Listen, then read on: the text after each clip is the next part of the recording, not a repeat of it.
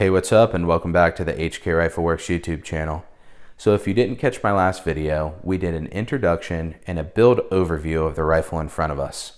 Now we're going to call this rifle the NSW RECCE Improved or Inspired Rifle.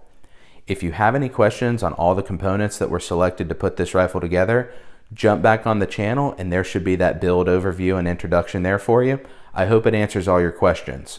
But in this video specifically, we're going to take a moment. I want to walk you through initial load development on the rifle. We're going to take a look at our component selection. We're going to take a look at our group size and dispersion. We're going to take a look at our standard deviation and velocity numbers initially out of the rifle. So before we jump into our groups, I wanted to take a moment and just run you through some of our component selection. And we'll start with the rifle. So for our barrel on this rifle, instead of using the 15.1 inch Lilja, which is the clone correct barrel, we're going to be using a 16 inch White Oak Armament SDM barrel. It's 1-in-7 twist, it's bead blasted stainless, and out of the gate, I really like the barrel. It's a unique profile, meaning behind the gas block, it's a mid-length gas system, so behind the gas block, it's a full 1 inch diameter heavy profile barrel with 12 deep flutes in there. Hopefully, this keeps the barrel fairly rigid and disperses heat quicker than just a solid 1 inch barrel there. Out front, in front of the gas block, it's set up as that SPR profile, so it's set for the Allen Engineering collar and the brake. When we shot these groups, I did shoot all of it with the AEM5 suppressor, and I had the Coltac suppressor cover on the can. Looking at some of the components that we selected, we used once fired Lake City brass. It was trimmed down, chamfered, deburred, annealed again, everything like that. So hopefully that's going to give us the best results there. For our powder, I wanted to start off with some that I thought were going to give us the best velocity numbers and that I've had good luck with in the past. So we're going to look at TAC, IMR 8208 XBR, and I'm tossing in CFE 223. I have a handful more like Varget, Reloader 15.5. I need to pick up some Alliant powders, but these are the ones that I wanted to start with to give us some good initial velocities. For our primers, we're using the CCI 450s. I always like to use these in my AR platform rifles. And then for our projectiles, we're going to be using the Sierra 77 grain Match Kings. This is going to be a non-cantilever bullet, but out of these combinations, I'm really excited to see what's going to shoot best for us. Let me grab the targets for us real quick and we'll take a look at these groups.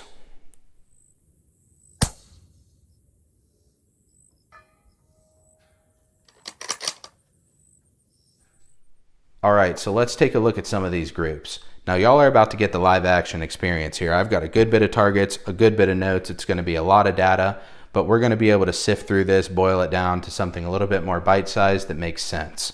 So the first thing that I like to do when I'm loading for a precision rifle is I like to find my optimal bullet seating depth. So I'll run through a quick seating depth test. And we know the 77 grain Sierra Match Kings, they're fairly jump tolerant. They aren't something like a VLD style bullet that require a very, very specific seating depth to be accurate. These shoot very well over a variety of seating depths. And I will mention as well that on these Magpul PMags, my maximum cartridge overall length is about 2.260. We know there's some other magazines out there, like I think PRI makes some that gives you a little bit more length for seating depth, but for what we have right now, 2.260 is as far as we can go. So how I kind of set this test up is I pick a mild charge just in the middle, a mild charge of a propellant that I know performs fairly well, which I selected TAC for this. It's a little bit more inexpensive than some of the other powders, a little bit more available. So this is essentially just to find where in the seating depth range does this 77 grain Match King shoot the best out of my barrel.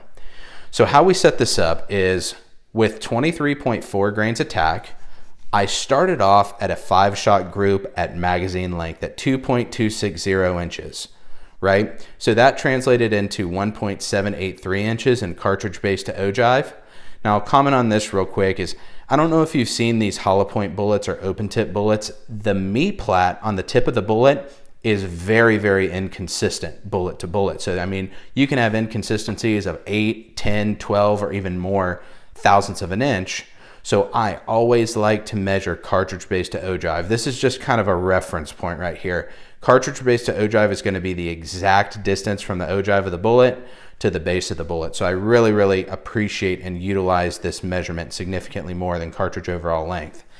So what I did is at magazine length at 2.260, which equated to 1.783, I shot a 5-shot base group, and that's going to be group 1 here. So if we looked at it, I mean, it's not bad. It's about an inch, nothing too crazy. So if we come back to this index card here, if you could see number 6, group number 6 is 2.260, but at 5, 4, 3, and 2, I've decreased the cartridge overall length by 3,000th, and it's equivalent here at the cartridge base to ogive. So just know we started at our kind of baseline here at 2.260, but then we shot our shortest in the test and started increasing by 3 thou. I know that's a lot to explain. We're probably 3 minutes in the video already, but I just wanted to kind of give you that baseline as we go. So when we shot at 1.771 cartridge base to ogive, we got a great group here. I mean, this is, if I have my calipers out and just did a quick measurement, I mean, we're right at 0.3 of an inch, just over. I mean, that's a pretty good group there. Moving over 3 thou longer, we got a decent group. It's maybe 1/2 of an inch. As we continue on, set this up here for us. You could see the groups opened up just a little bit, and then they started kind of tightening up. And what I see in these depth tests is groups will tend, it's kind of like a wave, right? So groups will tend to tighten up and then open up and then tighten up and then open up as you start moving through these depth tests. So what I did, and to kind of set the baseline of the video, is I ended up settling on 1.771 right here, cartridge base to ogive. Now that we found our optimal seating depth with those 77 grain SMKs, we're going to look at our first groups with tack here. Now we shot from 23 grains all the way to 24.4 grains in increments of 0.2 of a grain here. Now I will say before we jump into our group sizes, these orange dots here, these are exactly 1 inch. Just kind of gives you a size and a reference point when we're looking at measuring groups. So if we start here at group number 1 at 23 grains flat of tack, our velocity was 24.95 and our standard deviation was a whopping 36 SD. That is horrible. Group size was about 1.25 inches, nothing to write home about. So we're just going to pass that group right up. Moving to group 2, started showing some promise in the dispersion department and the group size department. So if we take a look at this, we're right over 1/2 of an inch for group size. Sorry, that's probably out of focus. We're right over 1/2 of an inch. Our velocity is 24.85 and our SD is still really, really high at 31. I was interested to kind of dive into this a little bit more to see if we can adjust the SD. So keep this group in mind. We're going to expand on 23.2 in just a little bit. But for right now, let's move on to group 3 right here. So at 23.4 grains, as you can see, 4 shots landed in just over an inch. 5th shot opened up to about 1.5 inches. Velocity was 25.69. SD was at 29, so almost 30. That's absolutely huge. Again, nothing sticks out to us to kind of lean into that group. Group number 4 at 23.6 was 26.04 velocity and 32 SD. So none of these really stuck out, especially from a standard deviation department. If you think about it, if you were to shoot this load at distance with such a high SD number, what would happen is, since velocity would be so variable at the muzzle, you would start missing above and below the target.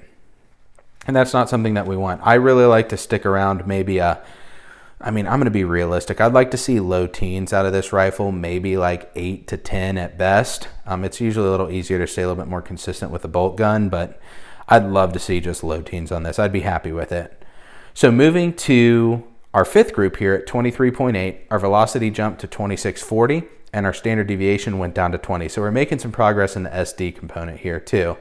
Grouping's pretty good. I would say that this group, and I'm gonna have to measure it from the side here due to the rifle, but we are just under 1 inch there, so that's sub MOA. Moving to group number 6 at 24 grains flat, our velocity was 26.52, our SD was 14, so I mean that looked pretty good, but I think this group ended up jumping up to 1.2 inches, so the group wasn't too great. Looking at group number 7 here at 24.2 grains of tack, we landed at 26.83, so the bullet's starting to move now. We're starting to really get a jump in velocity. Our SD was 18, but I made sure to note that 4 shots out of those 5, the SD landed at 5.9, so that's pretty good. I'm sure the stars just aligned, but for the time being, that didn't look too bad. And our group size was right about 0.7 of an inch. So, I mean, when we look at it, one thing that stuck out mostly to me is once we started hitting 24 grains, I noticed swipes on the brass. In my personal opinion, once I start seeing swipes on brass, I really try to back off, especially with a temperature sensitive powder like tack. The last thing that I would want to do is like leave a cartridge out in the sun or leave a cartridge in a hot chamber and then shoot it. And let's say at room temperature or ambient temperature, it was on the bleeding edge of pressure, and then the powder would heat up and then I'd shoot it and I would be way over pressure or slightly over pressure. It's just something that I don't really want to gamble with. So anyways, moving on from that, one thing that I did do, if you remember that group that I showed you earlier, it was group 2 out of the tack group. I think it was 23.2 grains. I wanted to dive into this a little bit more. So how I kind of look at approaching variable isolation, if that makes sense, is since I wanted to dive into that charge weight of tack, I wanted to shoot the same bullet. A variable that I thought would be an opportunity to change would be primer selection. So I tried CCI 450s again over 10 shots. I tried Winchester small rifle primers over 10 shots. And I also tried CCI 400s over 10 shots, still at that 23.2 grains of tack, just to see what happened. So if you see group number 1 here, it wasn't too bad. Like 8 shots, if I take out these 2 little flyers here, 8 shots is just at 9/10 of an inch. So that's not really a bad group. Once you jump up and include these flyers, 10 shots was just over an inch. It was at 1.15 inches. So nothing too crazy, but I still netted a 42 standard deviation number. I mean, that is huge. Moving to the Winchester small rifle primer, still at this 23.2 grains of tack. The group opened up pretty significantly. I mean, we had a first shot way low flyer. I don't know which shot this was, but the majority 8 shots were 1.5 inches, just over, not great. SD was at 31. And then I shot CCI 400s, velocity, all pretty consistent here between 24.99 and 25.20. But a SD here was at 32. So all really, really high velocities, nothing that I wanted to get into. So at this point, it's pretty safe to say I'm trashing tack. Like, this is not a powder that I would shoot further than maybe 300 yards or so. But we still have a few more to go after. So I ended up leaning into IMR 8208 XBR. Now we're shooting from 22.6 all the way to 23.2. So if you look at 22.6, we had 3 really line into each other. Tight group there, but we had 2 little flyers. Our velocity was 25.25 and our SD was 10. So SD is starting to look really good on this. I don't know what's going on in the dispersion of that group, but the SD was good. These shots felt really good. If I pull a shot, I'll make sure to notate it, but those shots felt pretty good. Next, we looked at 22.8, and man, we had an awesome group here. It's actually very similar to that original group of tack at 23.2 grains that we expanded on. But if you look at it, I'm gonna measure it. Sorry, I'm doing this live. I mean, we're 6/10 of an inch right there. That's pretty good. So our SD here was 12. So this is a pretty solid group. I mean, I haven't shot anything further from here, but this would potentially be a good group to lean into. I mean, decent SD, good velocity, good group. Everything's kind of in line there. It may be a group to settle on. Then we jumped up to 23 grains, velocity jumped to 25.91 and had an SD of 16. The group ended up getting big on us. I mean, we're 1.25 inches with 5 shots, and then this group here, sorry, I'm working around a tripod while I'm talking. 4 shots were 7/10 of an inch. So it started getting hot. We started getting some, I don't want to say ejector stamping, but a little bit of like shiny spots with the ejector. I know this is a little bit more stable powder, but I think that 22.8 may be a winner for me. I should expand on it a little bit more. So moving from 8208 XBR, we are going to get into CFE 223. And this is an interesting one for me here. So our first group, we started at 23.6 and went to 24.2. But this first group blew my mind right here. So our velocity was 23.91. That is so incredibly low. I was surprised to see it. And if you look at this group, like here's our first shot here. And then we put 3 here and then 1 here. Like, that is absolutely wild to me. That's probably a 3-inch group. I have no idea what happened here. These shots all felt pretty good. I don't know if I mentioned SD was 10, and I think I mentioned that velocity was 2391. Moving to our second group here, up to 23.8 grains of CFE223. Velocity jumped up to 2423, SD of 12. We put 3 right here, but we had 2 flyers here. I don't know what was going on here. Again, these shots felt good, but it was weird that these landed very similar to each other, just like right here. But we had 3 shots in the sticky here. So let's jump to 24 grains of CFE223. Velocity jumped up to 2452. SD of 11. And this group got a good bit more consistent here. So it's probably, I don't know, it's over 1.5 inches, maybe 1.6 inch group here. I can tell you right now. Group ended up netting out to be, 1.6. Velocity of 2452, SD of 11. So, I mean, these SD numbers are awesome with CFE223. I really like to see that. Just the group wasn't too great. None of these groups were until we got to our 4th group here at 24.2. Velocity was pretty consistent, so I feel like we're hitting a plateau in the velocity at 2450. Our SD went to 9, which is awesome. So we have a single-digit SD here.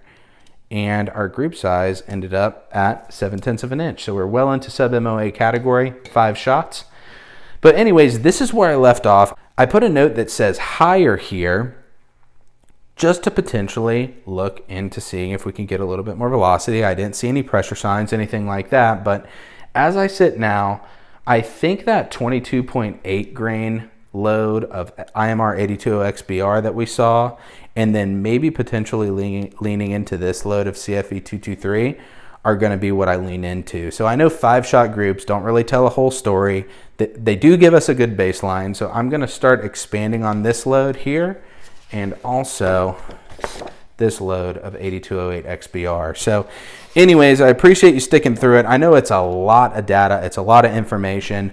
Please let me know what you're shooting on your rifles or your ARs. What powders work best for you? What bullets work best for you? Do you have a favorite brass that you like to use? And do you have a favorite primer that you like to use? And what kind of combination of those is your preferred load? So anyways, thank you so much again for sticking around. Sorry again for all the numbers. Tell your friends, tell your family, tell your dog I said hi. We'll see you in the next one.